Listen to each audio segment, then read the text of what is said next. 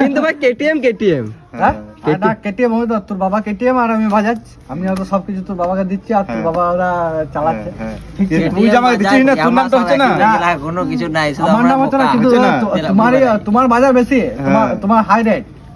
KTM বলছি তো যতই ঝাঁঝরা গাড়ি হোক, নাম শুনে পয়সা শোন।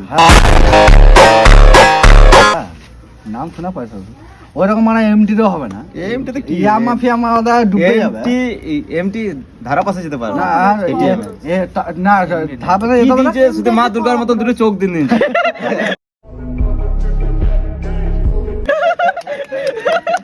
তবে একটা জিনিস আরে হলুদ রঙের ইয়ে গেল, সুপার গেল, সুপার গেল খরচা জানে, খারাপ হবে না, ওর গাবটা ছেড়ে যাবে ঠিক করতে। একটা সকার দাম 23,000 টাকা, তাহলে চিন্তা করতে পারছিস?